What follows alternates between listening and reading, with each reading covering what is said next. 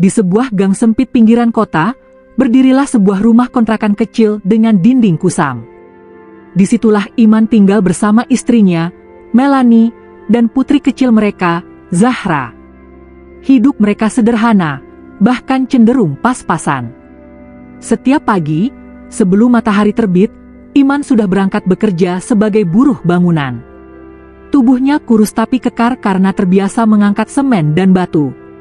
Wajahnya selalu dipenuhi keringat, tangannya kapalan, namun senyumnya tak pernah hilang. Sementara itu, Melanie lebih sering berada di rumah. Ia kadang membantu tetangga menjahit baju atau berjualan kecil-kecilan, tapi hasilnya tak seberapa. Sejak Zahra lahir, Melanie jarang keluar rumah untuk pekerjaan tetap. Awalnya, rumah tangga mereka harmonis. Saat pertama menikah, Melanie rela hidup sederhana bersama Iman. Ia sering berkata, "Aku nggak butuh harta, yang penting kamu sayang sama aku." Kata-kata itu dulu membuat Iman begitu yakin bahwa ia telah menemukan pasangan hidup yang tepat. Namun, seiring waktu, sikap Melanie berubah. Malam itu, Iman pulang kerja dengan wajah lelah. Bajunya lusuh, tubuhnya dipenuhi debu semen. Namun, ia tersenyum ketika masuk rumah. "Assalamualaikum," sapanya lirih sambil meletakkan plastik kecil berisi sayur dan tempe. "Waalaikumsalam," jawab Melanie singkat, matanya tak lepas dari ponsel. Iman menaruh belanjaan itu di meja. "Mel, alhamdulillah hari ini aku dapat tambahan uang lembur. Besok bisa kita belikan sepatu baru buat Zahra. Kasihan sepatunya udah sobek." Alih-alih senang, Melanie justru menatapnya sinis. "Sepatu baru? Paling kamu beliin sepatu murahan di pasar. Lihat tuh, anak tetangga sepatunya merek bagus. Kenapa anak kita harus beda?" Iman terdiam. Senyum di wajahnya pudar, diganti luka yang ia sembunyikan. "Mel, yang penting Zahra bisa sekolah dengan nyaman. Aku janji suatu hari kita bisa lebih baik." Melanie hanya mendengus. Janji, janji, janji terus. Nyatanya sampai sekarang kita masih tinggal di kontrakan sempit kayak gini. Ucapan itu menancap di hati Iman. Itu pertama kalinya ia merasa benar-benar direndahkan oleh istrinya sendiri. Hari-hari berikutnya, pertengkaran makin sering terjadi. Bukan hanya soal uang, tapi juga hal kecil yang sepele. Jika lampu rusak, Melanie menyalahkan Iman. Jika genteng bocor, ia kembali menghinanya. "Laki-laki macam apa kamu ini, men? Atap bocor aja nggak bisa benerin.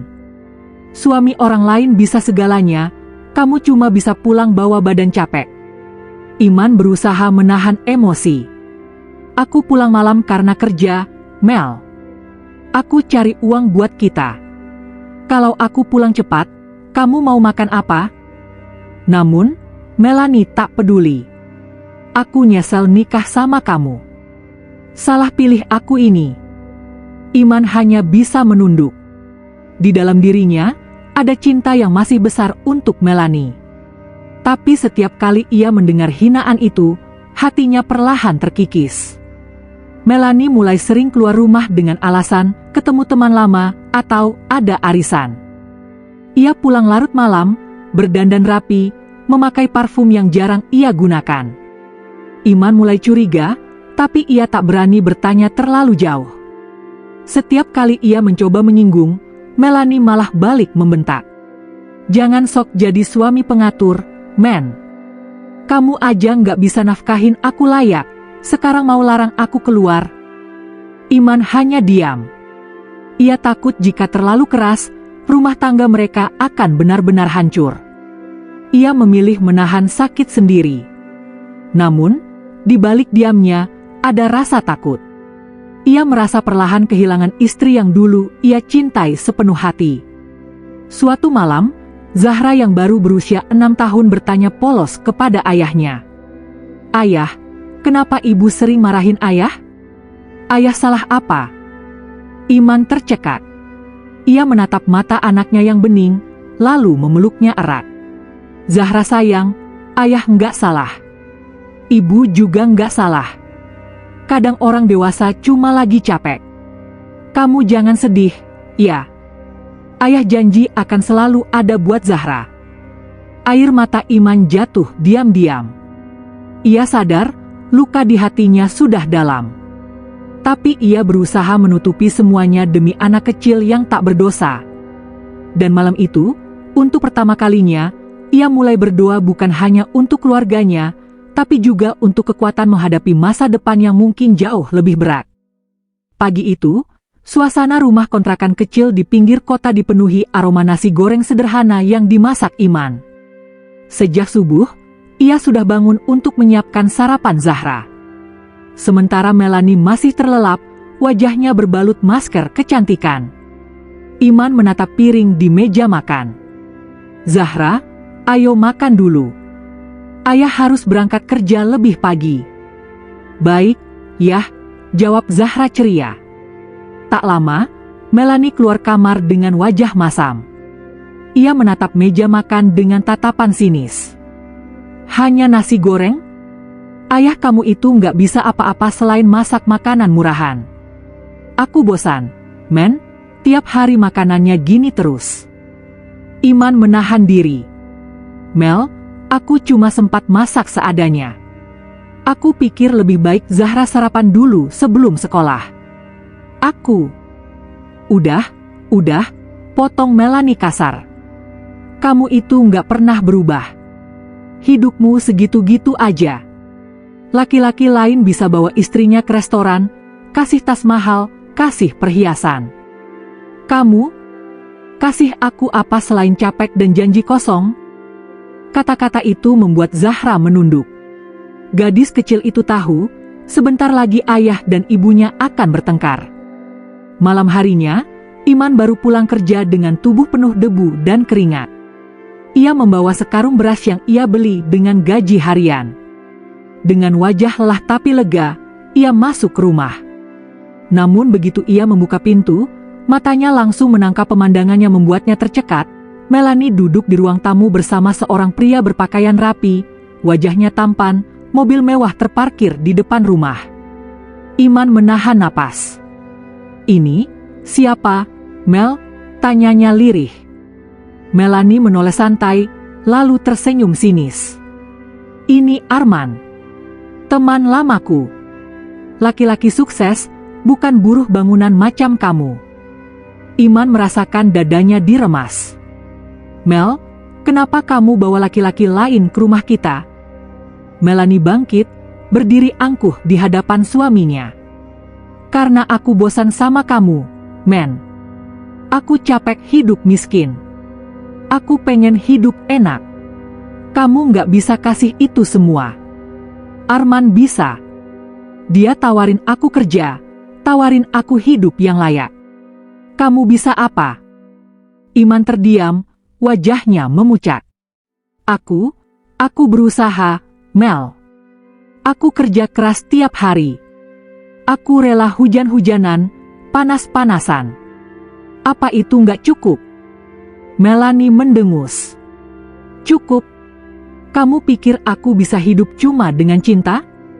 Bangun, men. Dunia ini butuh uang. Aku butuh uang. Zahra butuh masa depan. Kamu nggak akan pernah bisa kasih itu semua. Suasana tegang, Zahra berlari memeluk ayahnya. Ayah jangan pergi, jangan berantem. Iman menatap anaknya dengan air mata jatuh. Dalam hatinya, ia ingin mempertahankan keluarga ini. Tapi di hadapannya, istrinya sendiri sudah terang-terangan merendahkannya. Beberapa hari setelah kejadian itu, Melanie semakin dingin. Ia tak lagi mau menyentuh masakan Iman, tak peduli pada peluh dan kerja keras suaminya. Hinaan keluar setiap kali Iman pulang kerja. Men, aku minta cerai. Kalimat itu keluar begitu saja dari mulut Melanie suatu malam. Iman terhenyak, tubuhnya seakan kehilangan tenaga. Mel, jangan. Pikirkan Zahra. Aku sayang kamu, aku sayang keluarga ini. Aku juga sayang Zahra. Justru karena itu aku mau pisah sama kamu. Aku nggak mau anakku terus hidup miskin. Iman menatap istrinya lama, berharap masih ada sisa cinta di sana. Tapi tatapan Melanie dingin, kosong, penuh kebencian. Akhirnya, dengan hati hancur, Iman menandatangani surat cerai. Zahra menangis sejadi-jadinya, memeluk ayahnya erat-erat. "Jangan tinggalin aku, Yah." Iman berlutut, mencium kening anaknya. "Ayah nggak akan pernah ninggalin kamu, Zahra. Walaupun ayah sama ibu nggak lagi serumah, kamu tetap darah daging ayah." Hari itu, rumah tangga yang dulu dibangun dengan cinta resmi runtuh. Setelah perceraian, Iman benar-benar terpuruk. Ia pindah ke kos kecil, tidur di atas kasur tipis dengan dinding berlumut. Malam-malamnya dipenuhi tangis tertahan. Ia merasa gagal sebagai suami, gagal sebagai ayah. Namun di tengah kehancuran itu, ada satu doa yang terus ia panjatkan. "Ya Allah, jika memang aku harus kehilangan istriku, jangan biarkan aku kehilangan anakku. Beri aku jalan agar suatu hari Zahra bisa bangga punya ayah seperti aku." Dan doa itu menjadi titik balik. Dari seorang lelaki yang dihina dan dicampakkan, Iman perlahan menemukan alasan untuk bangkit. Hari-hari pertama setelah perceraian adalah neraka bagi Iman. Kos kecilnya sepi, dingin, dan penuh kenangan. Setiap kali ia menatap dinding kusam itu, bayangan wajah Zahra selalu terlintas. Ia rindu tawa kecil anaknya, rindu pelukan hangatnya sebelum tidur. Kadang-kadang, ia menyelinap ke sekolah Zahra hanya untuk melihat putrinya dari jauh. Ia berdiri di balik pagar, menahan tangis ketika melihat Zahra berlari di lapangan bersama teman-temannya. Zahra pernah berteriak sambil melambaikan tangan, "Ayah!" Tapi Melanie segera menarik anaknya masuk ke mobil Arman yang menjemput. Hati Iman hancur. Namun dari kehancuran itu, lahir satu tekad. Ia tak boleh selamanya jadi lelaki hina seperti yang dikatakan Melanie. Suatu malam, setelah sholat tahajud dengan mata sembab, Iman mengambil keputusan besar. Ia akan meninggalkan kota itu, merantau ke Jakarta. "Kalau aku tetap di sini, aku hanya akan jadi bahan hinaan. Aku harus mulai dari nol, harus buktikan aku bisa," batinnya. Dengan tabungan seadanya, ia berangkat menggunakan bus malam. Di perjalanan, ia menggenggam erat foto kecil Zahra yang selalu ia simpan di dompet. "Untukmu, Nak. Ayah akan berjuang." Di Jakarta, hidup tak lebih mudah.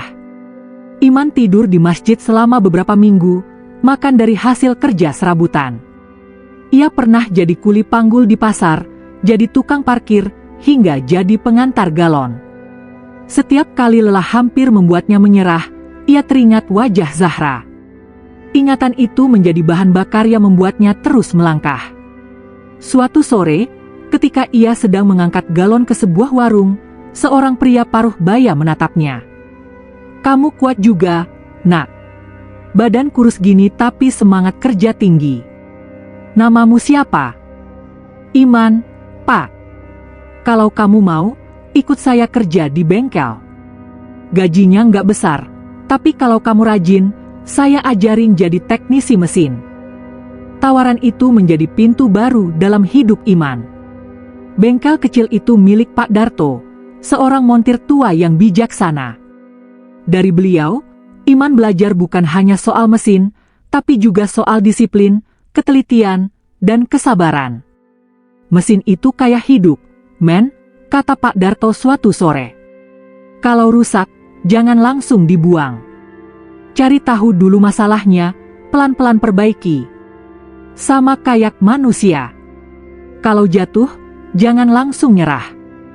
Kata-kata itu tertanam dalam hati Iman. Ia belajar siang malam, bahkan rela lembur tanpa dibayar demi menambah ilmu. Dalam 2 tahun, ia sudah mahir memperbaiki berbagai jenis mesin motor dan mobil. Namun, ambisi Iman tak berhenti di situ. Ia mulai membaca buku tentang bisnis, menonton seminar gratis di YouTube lewat ponsel bekasnya, bahkan meminjam buku ekonomi dari perpustakaan umum. Titik balik datang ketika seorang pengusaha kaya, Pak Banyu, datang ke bengkel. Mobil mewahnya mogok di jalan, dan tak ada yang bisa memperbaikinya selain Iman. "Anak muda, kamu hebat. Montir bengkel resmi aja kadang gak bisa secepat ini. Kamu belajar di mana?" tanya Pak Banyu kagum. "Saya cuma belajar dari pengalaman, Pak," jawab Iman merendah. Pak Banyu tertawa. "Rendah hati. Saya suka itu. Kalau kamu mau, ikut saya. Saya butuh orang jujur dan rajin untuk urus beberapa unit usaha saya." Iman hampir tak percaya. Tawaran itu seperti jawaban doa panjangnya. Ia pun memutuskan menerima. Bekerja dengan Pak Banyu membuka dunia baru bagi Iman. Ia ditempatkan di perusahaan logistik kecil milik sang pengusaha. Dari sana, ia belajar manajemen, keuangan, hingga cara melayani klien besar. Awalnya, ia hanya staf biasa. Tapi karena kejujuran dan kerja kerasnya, ia cepat mendapat kepercayaan. Dalam 5 tahun, ia naik menjadi manajer. Dengan gaji yang lebih baik, ia mulai menabung serius. Ia tak boros, tak tergoda gaya hidup mewah. Semua ia sisihkan dengan satu tujuan, membangun bisnis sendiri. Dan benar saja, suatu hari ketika tabungannya cukup, Iman memberanikan diri membuka perusahaan logistik dengan modal sendiri. Awalnya kecil, hanya punya 2 truk sewaan. Tapi berkat dedikasi dan kerja keras, usahanya berkembang pesat. Klien-klien besar mulai berdatangan. Nama perusahaannya, Zahra Trans Logistics, dikenal luas karena kecepatan dan kejujurannya. Dalam waktu kurang dari 10 tahun, Iman berubah total. Dari lelaki yang dulu dicampakkan, ia kini menjelma pengusaha sukses. Ia memiliki puluhan karyawan, armada truk sendiri, bahkan gedung kantor megah di pusat kota. Namun, di balik semua itu, Iman tetap rendah hati. Ia tak pernah lupa masa-masa susahnya, tak pernah melupakan doa malamnya, dan yang paling penting, ia selalu menyisihkan waktu untuk anaknya. Zahra kini beranjak remaja, tinggal bersama ibunya. Meski begitu, ia sering bertemu Iman setiap akhir pekan. Gadis itu semakin mengagumi ayahnya. "Suatu hari aku mau kerja di perusahaan ayah," kata Zahra suatu sore. Iman tersenyum, menatap anaknya dengan bangga. "Boleh, Nak. Tapi ayah mau kamu sukses dengan cara kamu sendiri dulu. Biar kamu tahu rasanya berjuang." Dalam hati, Iman tahu satu hal, ia sudah membuktikan dirinya. Hinaan yang dulu menampar, kini berubah menjadi bahan bakar yang membuatnya berdiri lebih tinggi dari sebelumnya. Dan ia tak tahu, sebentar lagi takdir akan mempertemukannya kembali dengan sosok yang dulu menghina dan mencampakkannya. Setelah bercerai, Melanie memang sempat hidup nyaman bersama Arman. Mobil mewah, rumah besar, liburan ke luar negeri, semua itu pernah ia rasakan. Tapi kebahagiaan itu tidak bertahan lama. Arman ternyata hanya memanfaatkan Melanie.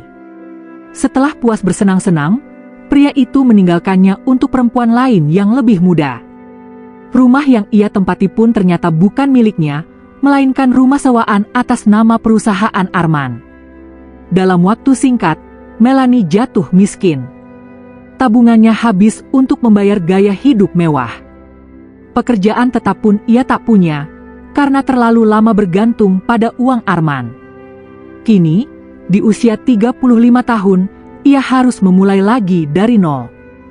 Rambutnya sudah mulai kusam, wajahnya tak secerah dulu. Dengan berat hati, ia melamar pekerjaan ke sana-sini.